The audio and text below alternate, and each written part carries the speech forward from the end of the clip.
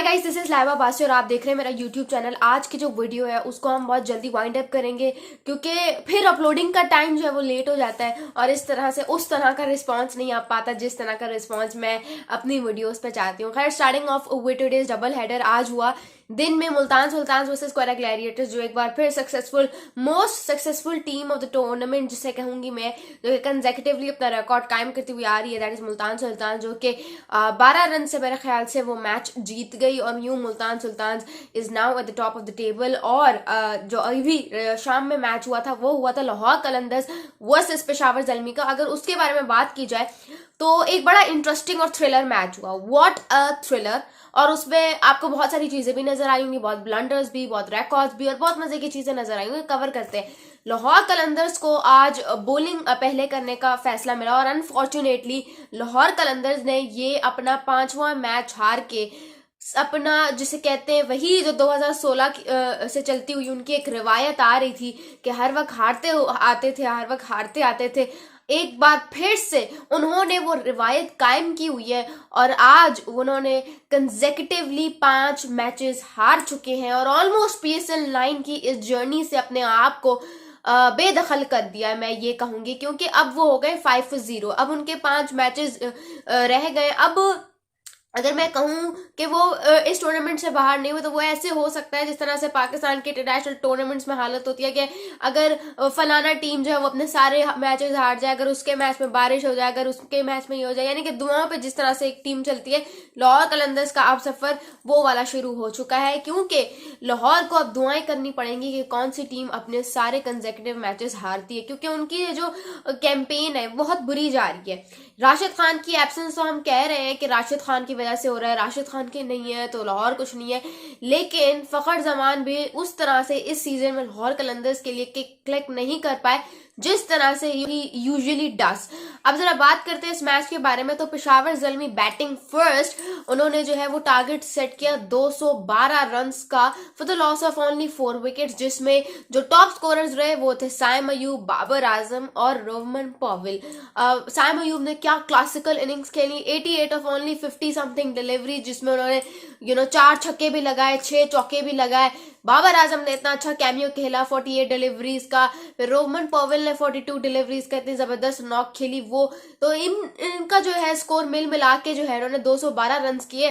शाहीन शाह अफरीदी की as a captain bowling अच्छी थी, लेकिन जिसे कहते हैं कि मैच विनिंग परफॉर्मेंस वो शाहीन शाह अफरीदी की तरफ से अभी तक नहीं आ रही है। हारिस रऊफ भी अगर आपको बताती चलूं, he has been ruled out of PSL 9 due to his shoulder injury, क्योंकि ऑब्वियसली उन्होंने जो कैच पकड़ा था जो उनका मैच था अगेंस्ट कराची किंग्स, लेकिन इंजरी तो अलग हुई, लेकिन दूसरी तरफ मैच भी नहीं जीत सके। तो ये बड़ा मुझे दुख हुआ है लाहौर कलंदर्स के लिए। और अगर इस मैच पे रहे, इस मैच के बारे में बात करें तो लाहौर कलंदर्स की बैटिंग की बारी है। अब I don't understand Shaheen Shah Afridi कि लाइक सिकंदर रजा, मुझे एक बात समझ नहीं आई कि यार सिकंदर रजा आपकी टीम में है, he is a proper match winner. आपको पता है he was man of the tournament in international league जो हुई थी ILT T20, उसमें यार उसको प्लेयर ऑफ द टूर्नामेंट का अवार्ड मिला है। जब उस बंदे को किसी मैच में बॉल के साथ मौका मिलता है वो बॉल के साथ डिलीवर करता है, बैट के साथ मौका मिलता है वो बैट के साथ डिलीवर करता है,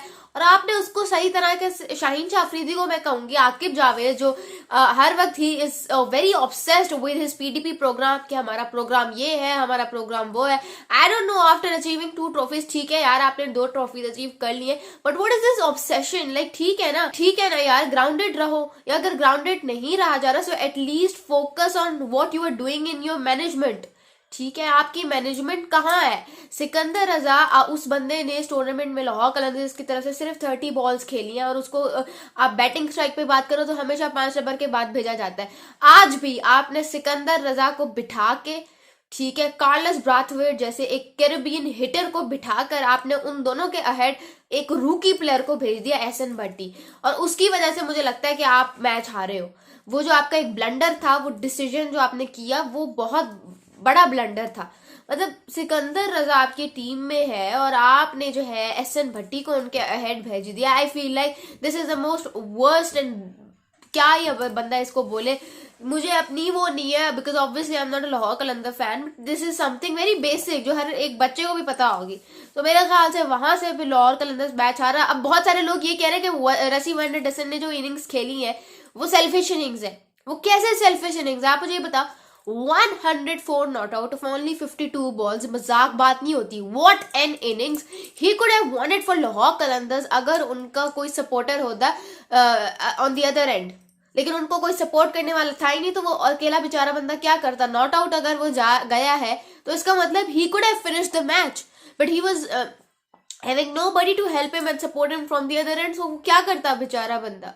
मतलब कलंदर्स कहाँ गई है वो कलंदर्स। अब साहिबजादा फरहान को जहां पे चलना चाहिए था वहां पे वो चले नहीं, लेकिन वो भी क्या करे, हर मैच में कोई प्लेयर थोड़ी चल सकता है। सो द थिंग इज कि लाहौर कलंदर्स को देखना पड़ेगा। मैंने ये काफी बात शुरू में भी की थी कि अगर ठीक है, अगर आपके पास एक एस्पिरेंट नहीं है जो आपको मिडिल ओवर्स पे एक प्रोवाइड कर रहा है, so at least you have to look. इतनी बड़ी आपने मैनेजमेंट बिठाई हुई है, वो एक वाइट वर्दी में एक उनका आई don't know what is is Bashira पता नहीं कोई है, तो उसको आपने अपॉइंट किया हुआ है। बाकी सारी आपकी इतनी वास्ट मैनेजमेंट है, तो एटलीस्ट डिसीजंस तो आप ठीक से लो। मतलब bowling changes, whether you talk about the bowling changes, whether you talk about the batting order तो उनसे संभल ही नहीं रहा। हर मैच में चेंज कर देते, पता नहीं किसको किसके ऊपर भेज देते, किसको किसके नीचे भेज देते। एक प्रॉपर स्कोर कार्ड, एक प्रॉपर बैटिंग कार्ड जिसे कहते हैं, वो उनसे फॉलो ही नहीं किया जा रहा। तो कि जिसको एक आप स्ट्रेटेजिकली देख के उसको पॉलिश कर सको। I don't know what are they doing. अब जो है खैर लाहौर और मुल्तान की लेग जो है वो खत्म हो चुकी है, अब शुरू हो रही है कराची और पिंडी की। देखते हैं। बॉलर्स ने तो बड़े मजे उठा लिए इन दोनों शहरों के, लेकिन पिंडी में सारे बॉलर्स की अच्छी खासी धुलाई होगी, क्योंकि आपको भी पता है, मुझे भी पता है कि पिंडी में किस तरह का ट्रैक होता है। लेकिन देखते हैं क्या करते हैं। मोहम्मद अली को I would really love to appreciate, जब मुल्तान सुल्तान ने उनको सेलेक्ट किया था, everybody was actually trolling Multan Sultan की मैनेजमेंट कि एक T20 एक ऐसा बॉलर जिसने अभी तक फर्स्ट क्लास में परफॉर्म किया, आपने उसको T20 में ले लिया। But the way he has been performing recently, आज भी उनको मैन ऑफ द मैच मिला। That is absolutely amazing. और मुल्तान सुल्तान मेरी शुरू से फेवरेट टीम है, ठीक है, और अभी भी फेवरेट ही रहेगी, क्योंकि जिस तरह की मैनेजमेंट और जिस तरह से वो अपने प्लेयर्स को ऑर्गेनाइज करते हैं, one of the reasons is के उनके पास रिजवान जैसा कैप्टन है, तो वो चीज़ उनको बहुत ज़्यादा सपोर्ट कर रही है बैक एंड पे।